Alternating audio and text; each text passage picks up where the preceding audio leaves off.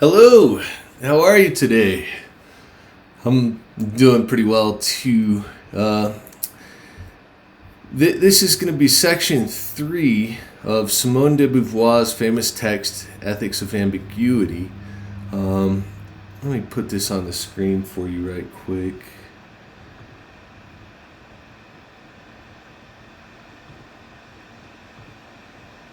Okay, so you see, we have arrived at the final section.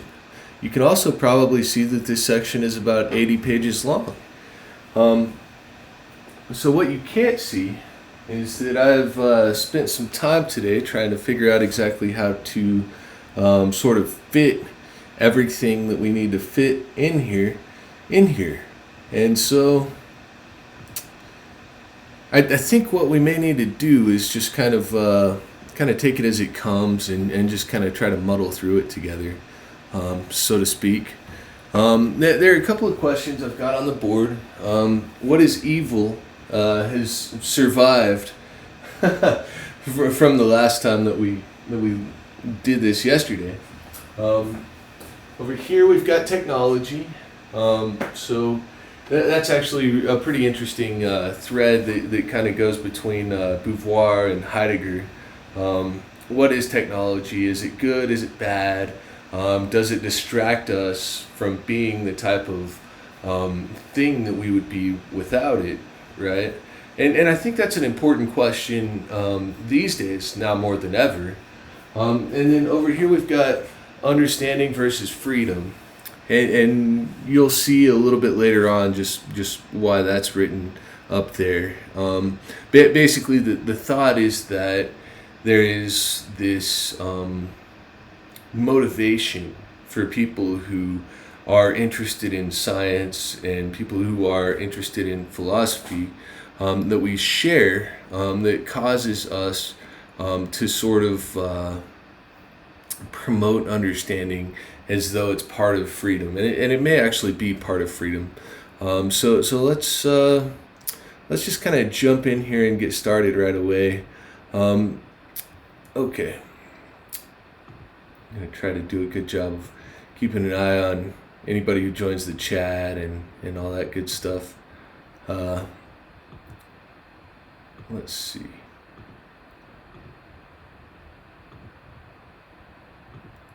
Okay. So we start here, section 1, the aesthetic attitude. Aesthetics and philosophy are closely tied to one another because what we find beautiful is a significant part of what we do with our lives. Kant famously enumerated a theory of aesthetics. But when I think of the aesthetic attitude, that makes me think of the aesthetic man, which is sort of a Kierkegaard reference. And Kierkegaard was an interesting dude. He was something of a, you might say, like sort of a precursor to phenomenology. He wrote in the early 19th century, and there were these sorts of masks that we put on for Kierkegaard.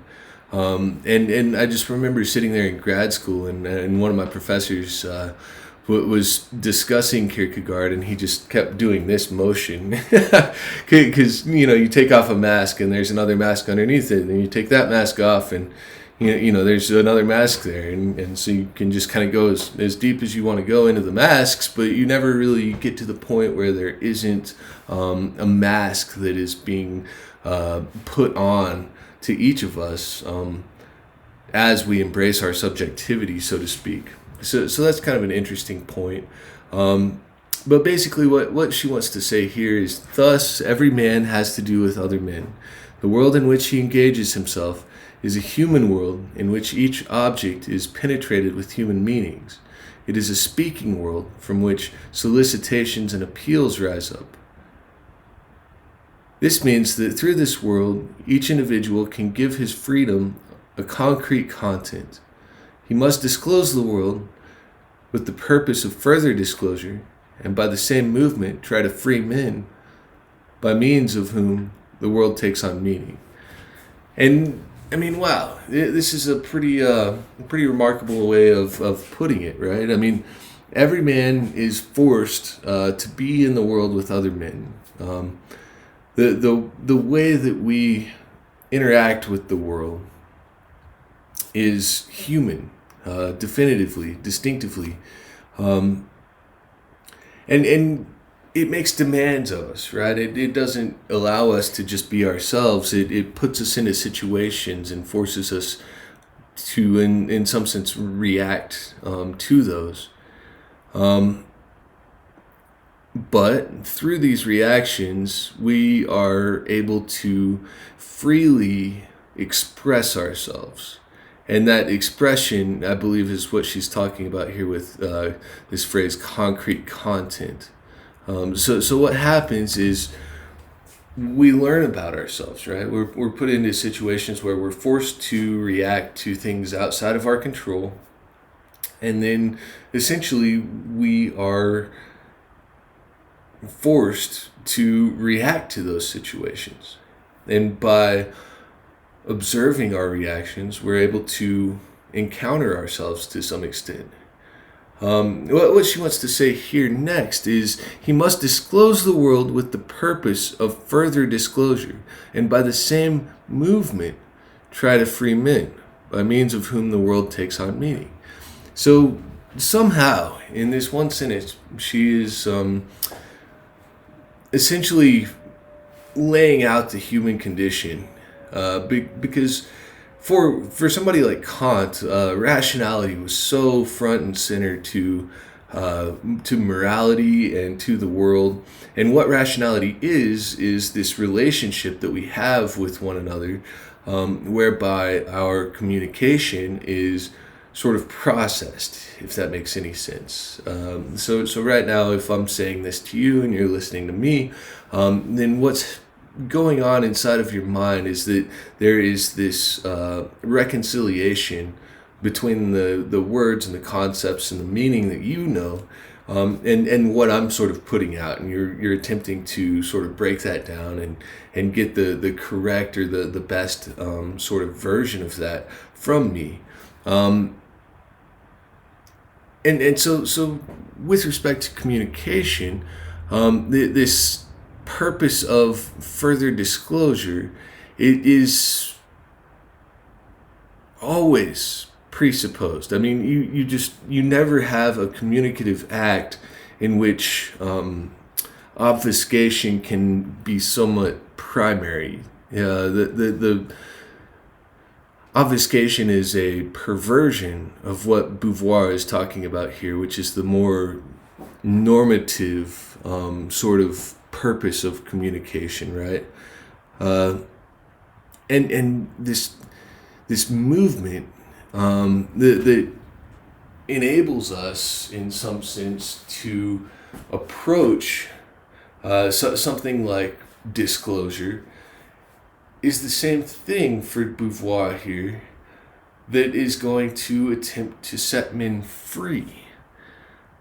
So we're disclosing the world, which allows other people to make more informed, rational choices, which enables them to more finely tune the results that they plan to get by their action. So we can say that they are being freed to be more themselves than they would have been otherwise. And there is a ton of philosophical baggage there, but in my opinion, that looks like it stands up. And then from here, we actually get to the concept of meaning, just delivered with this stunning concision that Beauvoir seems to just, have completely mastered here, right? So the world takes on meaning through this movement, which involves the disclosure of the world, and it involves freeing one another. And what are we being freed from? Well, perhaps ignorance might be, perhaps our own inadequacy in the face of the universe, right?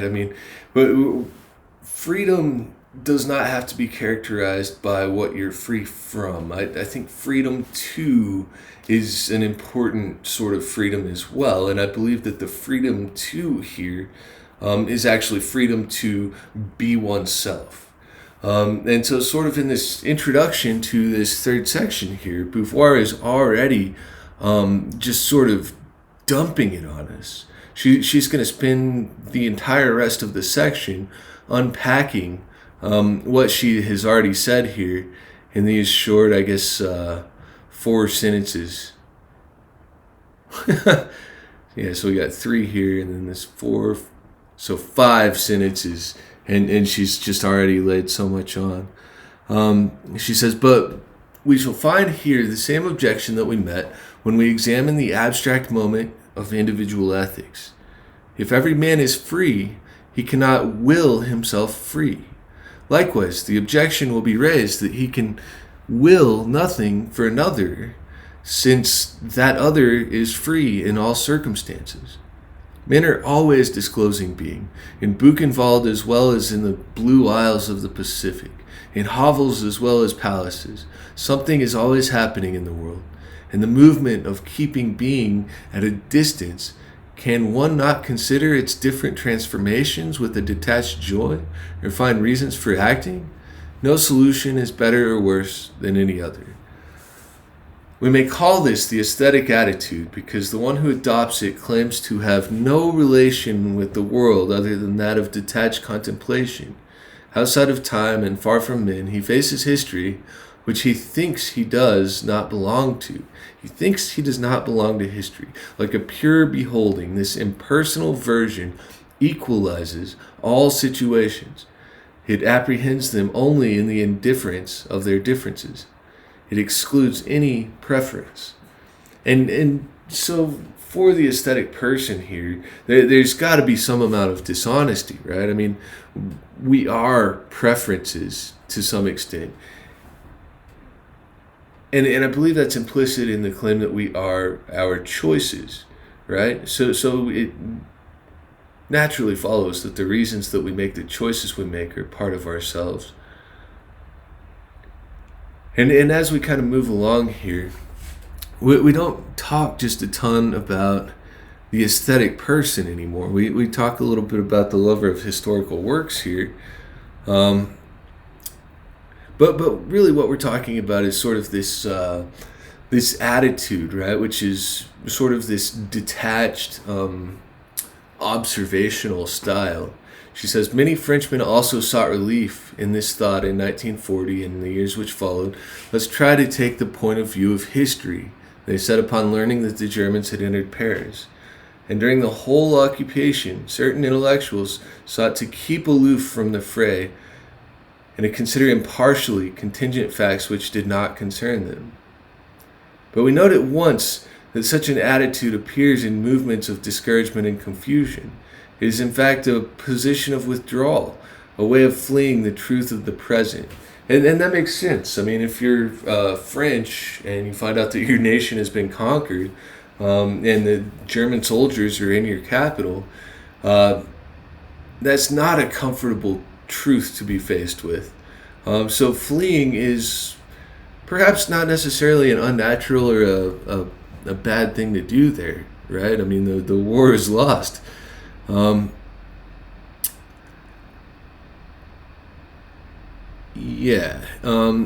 down here she says, likewise, the Italian Asti, occupied in caressing the marbles and bronzes of Florence, is playing a political role in the life of his country by his very inertia.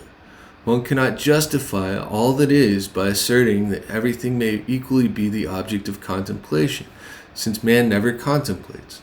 He does. And when I read that the first time, I thought that was sort of a push back against this Aristotelian notion that what happiness is has to do with sort of contemplation and with reflection upon life, right? And all Beauvoir is saying here is that action is far more important than contemplation. And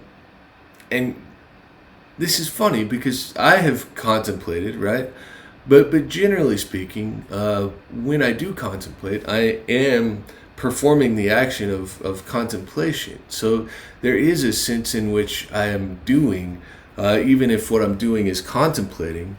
Um, but I'm not entirely sure that it's okay to say since man never contemplates. I mean, I've contemplated, right? So if we're distinguishing between the action of doing the action and the action itself, then I suppose that may make some amount of sense. But that one kind of sticks a little bit for me, anyway. You may have different results. Let's see. This aesthetic justification is sometimes so striking that it betrays the author's aim. Let us say that a writer wants to communicate the horror inspired in him by children working in sweatshops. He produces so beautiful a book that, enchanted by the tale, the style, and the images, we forget the horror of the sweatshops or even start admiring it.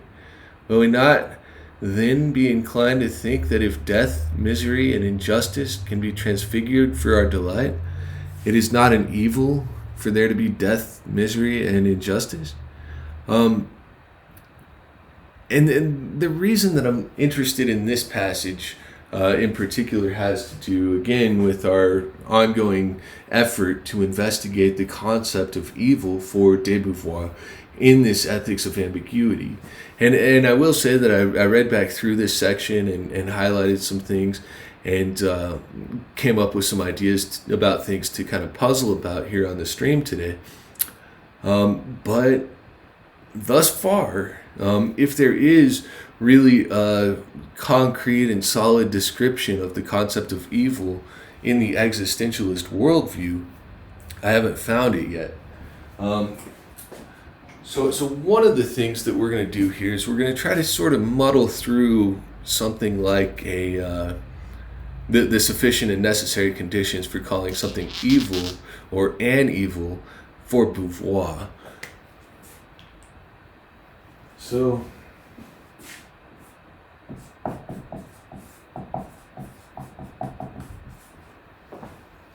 oh wow, it's already been 17 minutes somehow. Time is really sort of slipping by me here today. But I guess that's okay. Before I forget to say this again, I am planning to do one more stream about this book in particular. I'm going to do it probably tomorrow or maybe tonight, depending on sort of how long it takes this book to sort of crystallize in my mind and for me to get sort of a complete grasp of what it is that's going on here, such that I can, break that down in a video. Okay, but we were thinking about evil and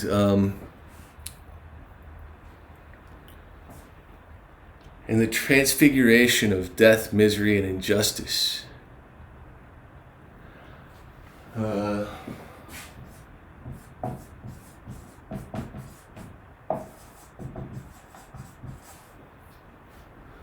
So those have been cited here in the text as examples of evil, and that may be about the best place to start on sort of our breadcrumb journey here. Let's see.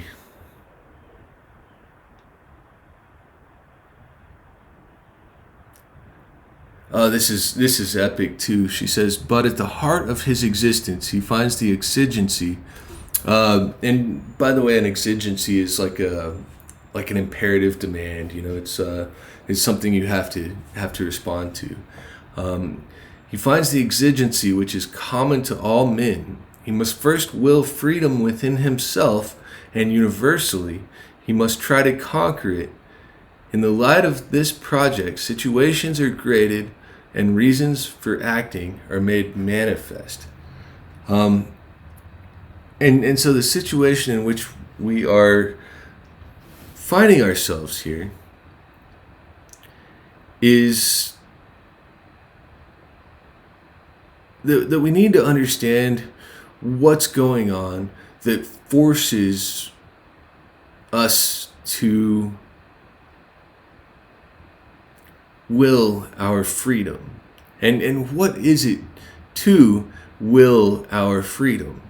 I think the answer is actually pretty simple to that question.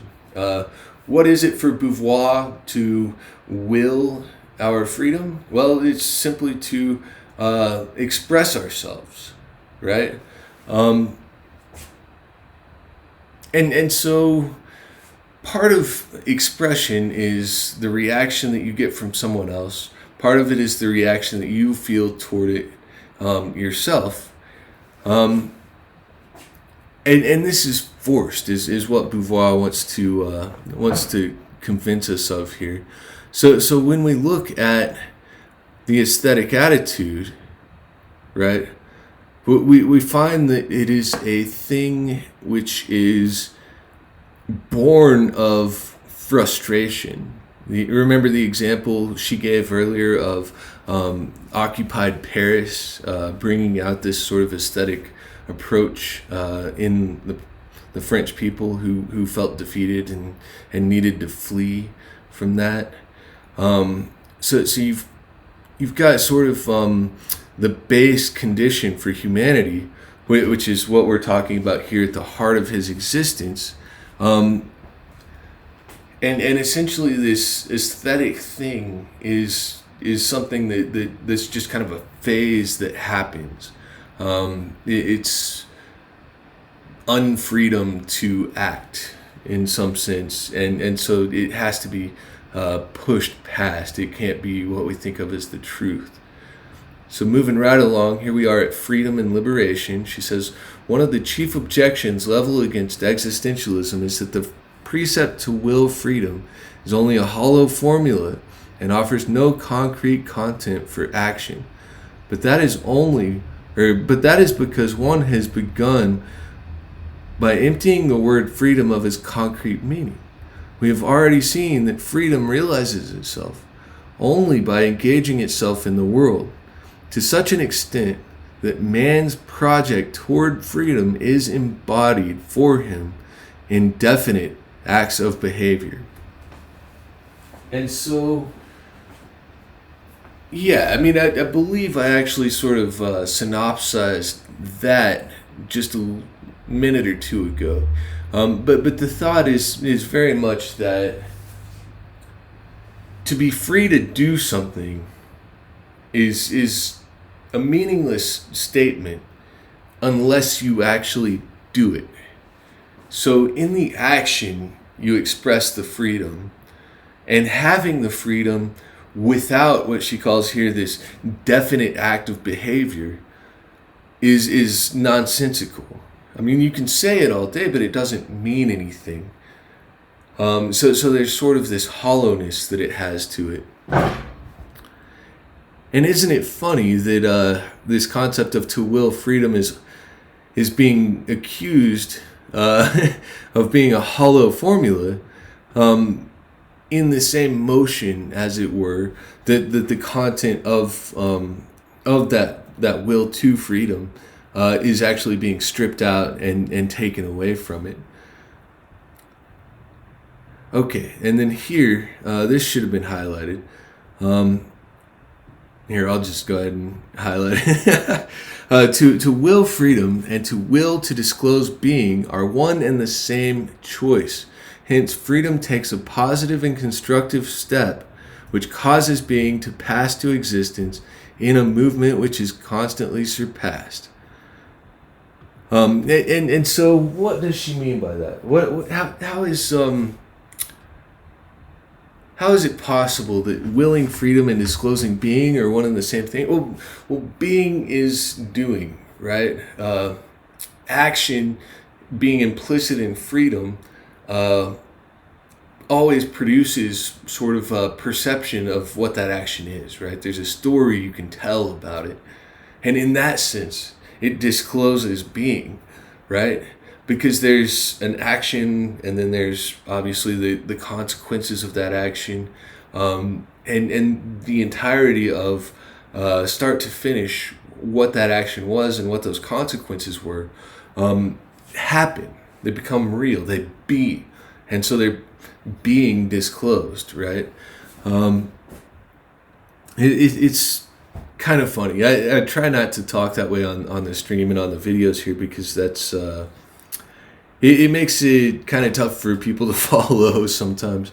But at the same time, that is very much sort of a Heideggerian approach to this stuff, and I think it's amazing that Beauvoir is I mean, really, she's providing us a master class on how to understand and approach sort of one's enemies, right?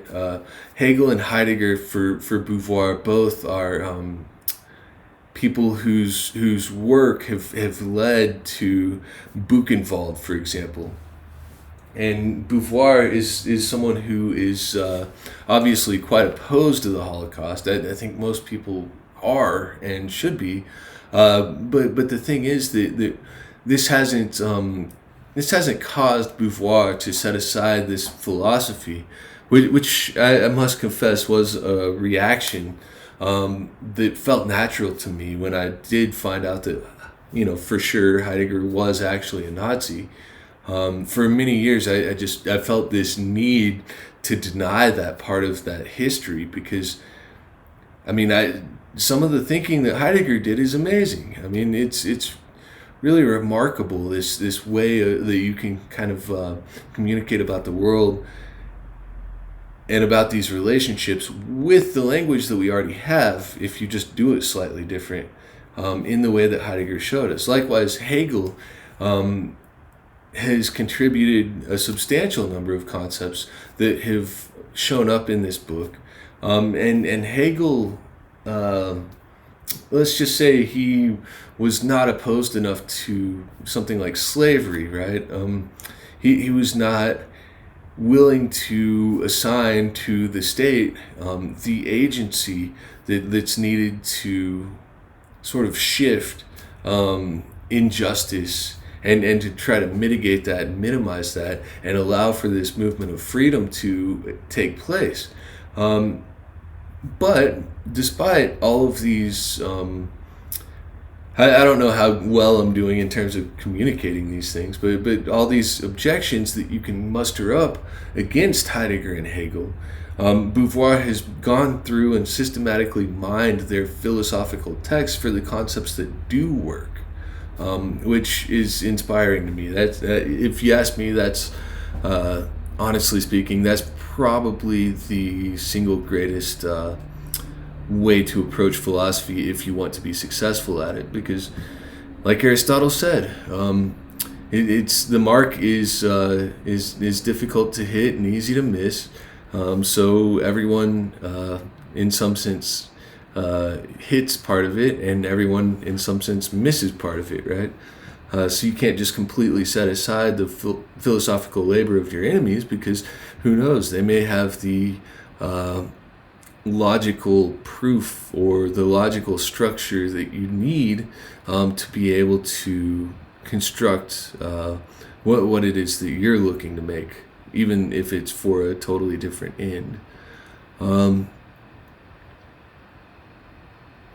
And let's just move along just a little bit further. She says, science condemns itself to failure when, yielding to the infatuation of the serious, it aspires to attain being, to contain it, and to possess it. But it finds its truth if it considers itself as a free engagement of thought in the given, aiming at each discovery not at fusion with the thing, but at the possibility of new discoveries. What the mind then projects is the concrete accomplishment of its freedom. So that sounds right to me. To be successful in science, it's not enough to simply follow the rules and I mean, if you're trying to make a new type of cake, then following an existing recipe isn't going to work. What you need to do is get out there and try some things.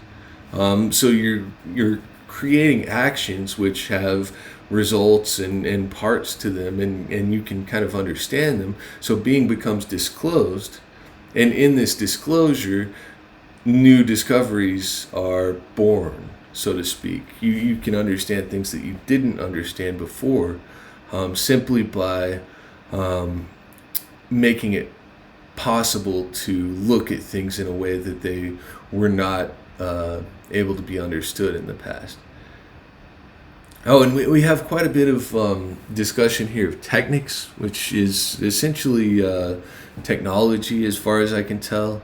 Might be a slightly better translation. But, this is from years and years and years ago, so some of these terms are going to be a little bit archaic. However, this is a really interesting read. She says, and furthermore, technics itself is not objectively justified if it sets up as absolute goals the saving of time and work, which it enables us to realize, and the comfort and luxury which it enables us to have access to. Then it appears useless and absurd, for the time that one gains cannot be accumulated in a storehouse. It is contradictory to want to save up existence, which, the fact is, exists only by being spent. And there is a good case for showing that airplanes, machines, the telephone, and the radio do not make men of today happier than those of former times. I mean, it just seems so up to date even. I mean, if we substitute for airplanes, machines, the telephone, and the radio, something like laptops, cell phones, self-driving cars maybe, then this makes this is something that could work with a New York Times article today, right? Because what are we discovering with all this technology? Well, I mean, I think one of the main things that we're discovering is that it doesn't actually make us happier in and of itself. Although I do believe that one could update sort of her read of technology here, and say that actually, being is disclosed more rapidly by technology. In no other time could I have sat down and created this video live on the internet so that strangers around the world can have access to it for the rest of time. I mean, it just seems remarkable. And so if what we're doing here and what we're creating here is actually helping people learn to read more deeply and to approach philosophy, and even to get exposed to some really cool stuff that I'm basically curating for you by selecting these works, then why not? I mean, it seems like a wonderful thing to be able to sort of increase the level at which we are doing the things that we were doing anyway, right? Fundamentally anyway. Let's see.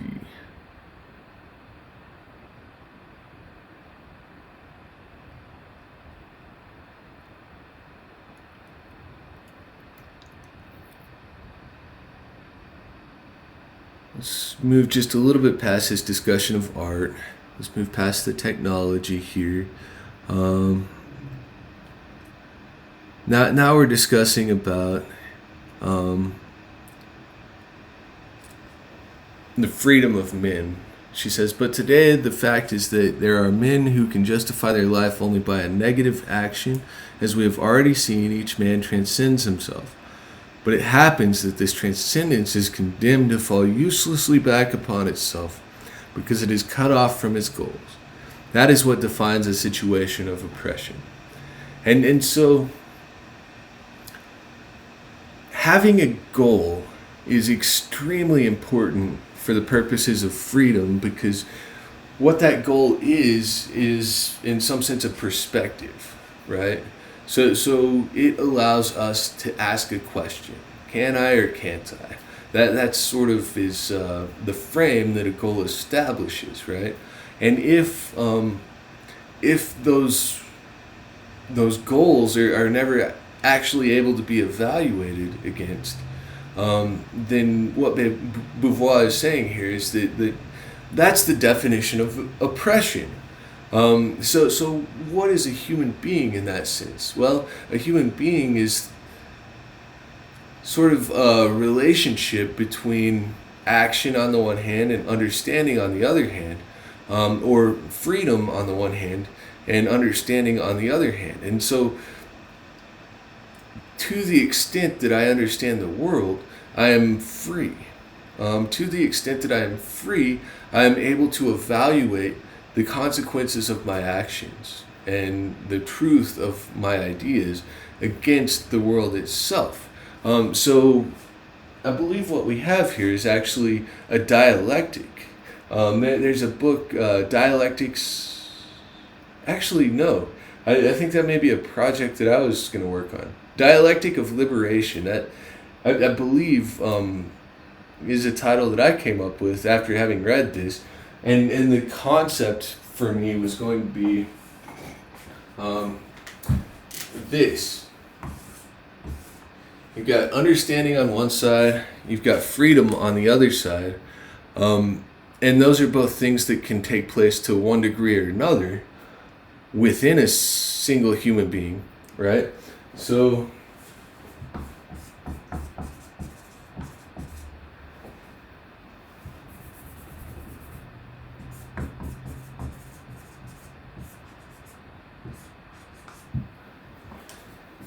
you can actually postulate that the person is to some extent sandwiched between understanding on the one side and freedom on the other side.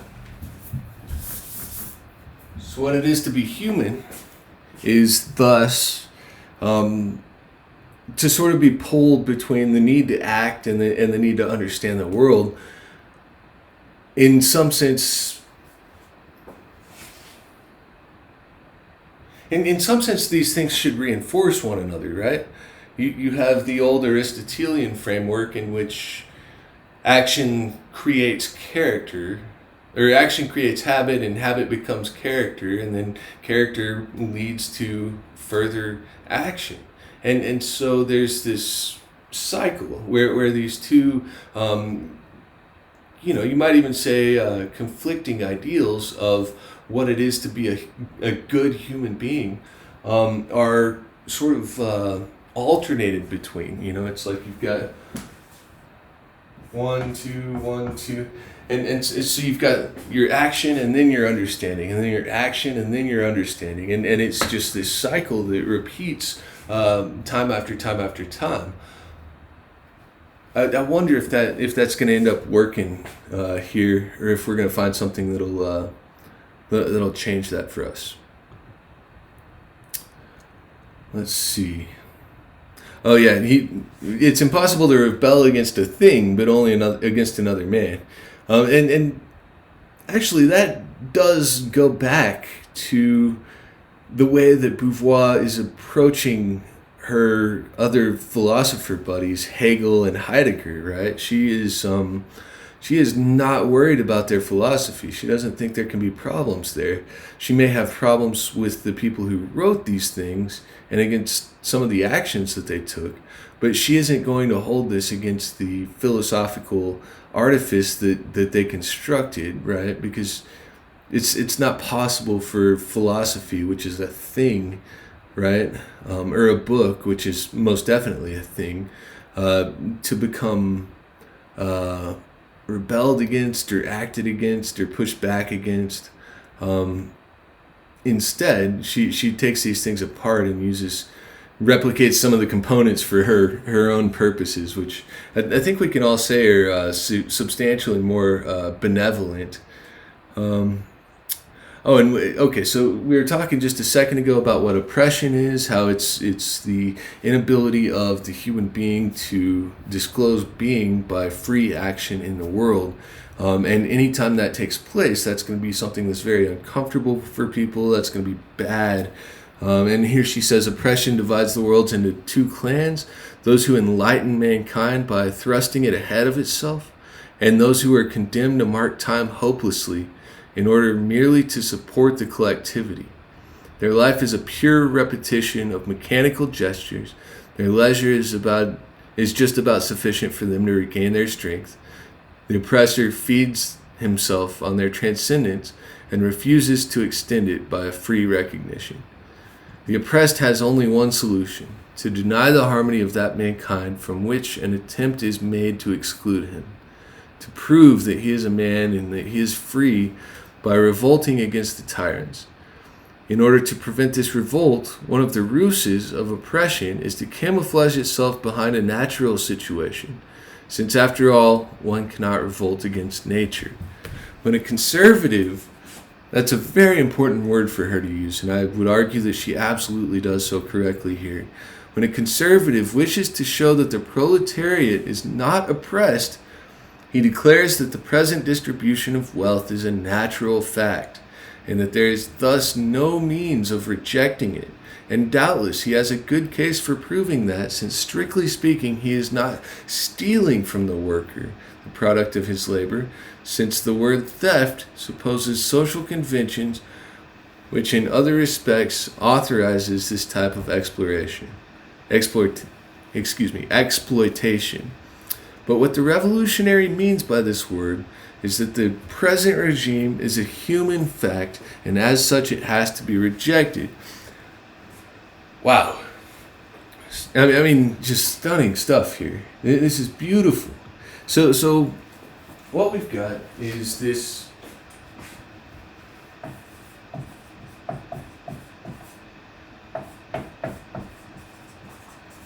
we've got this dichotomy. On the one hand, you've got nature. On the other hand, you've got humanity. When humans oppress one another, the natural reaction is revolt. When nature oppresses humans, what's the natural reaction? Could it be technology?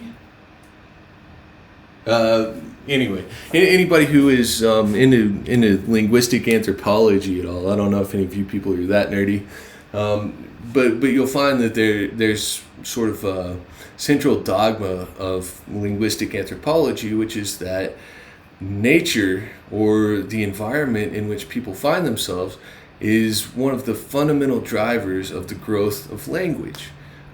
And so it's interesting because I think, for example, the Twitch program by which I'm recording this video, it's essentially a linguistic, software-enabled type of machine. I mean, it's the microprocessor in the laptop obviously is something that you would think of as technology, but the language itself isn't something that we generally would also consider technology.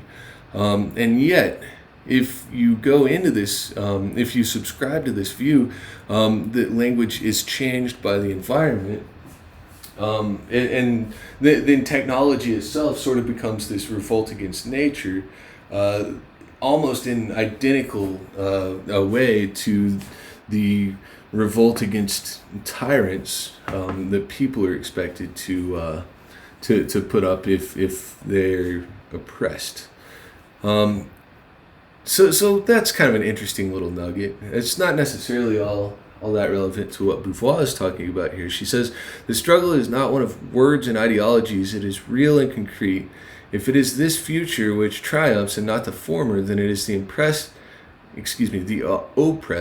who is realized as a positive and open freedom, and the oppressor who becomes an obstacle and a thing. So there's, in some sense, a continuum, right? On the one hand, you might have somebody who is elected to office and who does bad things with that. But as long as they can sort of maintain their humanity, it's possible that their followers are not going to get rid of them. And then revolt comes along when that does happen.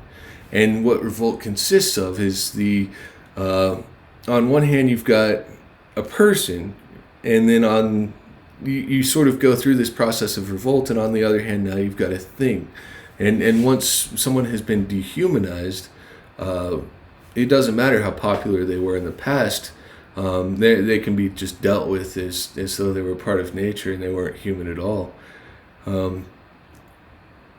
So that's part of where sort of the revolution talk begins to lose me a little bit. I think it's possibly somewhat antiquated. I think if I look at all the biggest changes that have happened in the world in the past 40 or 50 years, maybe longer even, technology is far more popular than revolution. And so if we look at our nature and human sort of dichotomy with regard to the way that we treat each other for Beauvoir here, if technology is revolution just directed against a natural subject instead of a human subject, at the end of, or a natural object instead of a human object at the end of the day, then maybe something really interesting is happening here. That'll probably be a subject for a different discussion. However, though, because we've still got quite a ways to go, we're on page here 36 of 76, and this does go pretty close up to the end, so I need to get a move on. It is no accident if Marx defined the attitude of the proletariat not positively but negatively. He does not show it as affirming itself or as seeking to realize a classless society, but rather as first attempting to put an end to itself as a class. So the attitude of the proletariat is that it wants to not be a class anymore. And it is precisely because it has no other issue than a negative one that this situation must be eliminated. So some of the Marxist Utopianism that you find is sort of this attempt to look beyond the negative here, which is just classes are bad. We want a classless society. We want scarcity to bring, to be brought to an end. And essentially, when you are looking at Marx, what Beauvoir wants to say is that you're just getting the negative. You're not getting any sort of a positive affirmation of what has to come afterwards. This is a lot like the ontological argument for the existence of God, right? There has to be a greatest being. Whatever that greatest being is going to turn out to be God. Therefore, God has to exist because of all the beings, one has to be the greatest. But you're making sort of a leap between the criteria, whatever they happen to be, that you set out for greatness, and then the properties of God, right? So even if there is a greatest being according to some definition that you come up with, it doesn't suddenly become the case that whatever that being is, which is again defined by the schema that you use to determine greatness, those properties are going to be the properties that determine greatness, not worship ability or whatever it would be for something to suddenly become like an omniscient, omnipotent, and omnipresent entity, right? So if we might go find that like maybe a particular tiger is the greatest of all conceivable beings, right? Tigers are awesome. Let's just throw a tiger out there.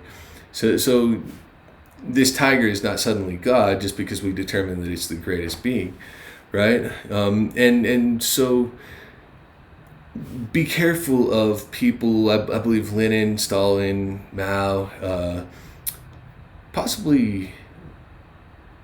I don't really necessarily want to get into Castro, but some of these Marxist thinkers are flubbing the boundaries of Marx by basically saying that this negatively defined situation of the proletariat necessarily leads to sort of a positive vision of what that classless society thus looks like.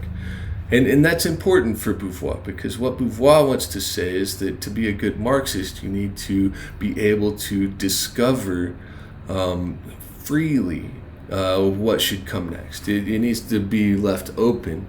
And so there's actually another book called The Open Society and Its Enemies, which I believe is incredibly relevant to this conversation as well. It was published, I believe, in 1945, which would be 3 years before this particular book was actually published. But with regard to how to set up a society for success, this word open has a very important and very deep level of meaning. And it sort of surfaces in the 40s and maybe in the 50s to some extent, but I haven't seen it nearly as widely represented in philosophy as I believe it should be. So let's go ahead and set that aside for now and just kind of keep trucking. I'm going to finish this section and then take a little break and and come back here in just a little bit. But she says, what must be done to furnish the ignorant slave with the means of transcending his situation by means of revolt to put an end to his ignorance? So right, the ignorance is the thing that keeps people enslaved because it prevents them from developing their own goals, which prevents them from freely acting in the world, which prevents them from getting an understanding. So how do we short circuit this vicious cycle, so to speak? Well, if you just insert some understanding, the goals and freedom will naturally sort of follow. So ignorance is the place to attack. She again says, to want existence, to want to disclose the world, and to want men free, or one and the same will. That's relatively well established at this point here.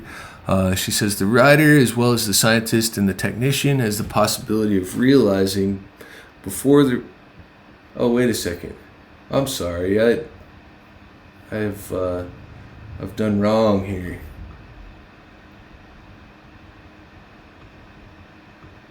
Okay, so we're back to this, dude. Well, you didn't miss much. We didn't do just a ton of text, I don't think. Although I can't really remember how long it's been on there. Like that.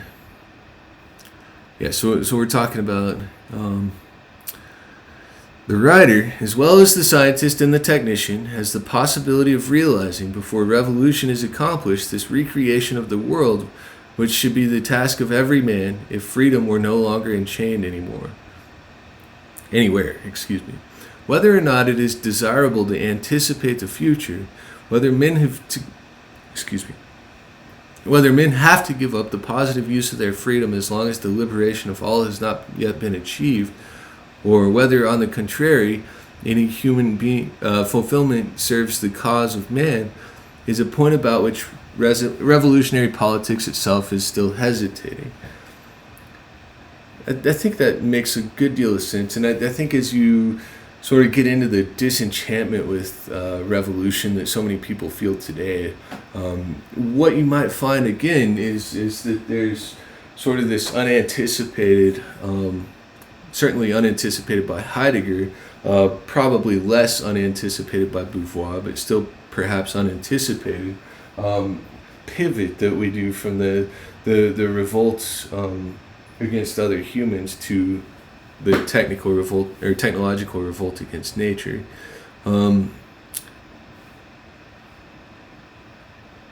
And she talks a little bit about some gaslighting here that's going to seem extremely familiar to everyone who's been following the news in the United States lately. She says that once the oppressor raises an objection under the pretext of freedom, he says, there you go, oppressing me in turn. You deprive me of my freedom.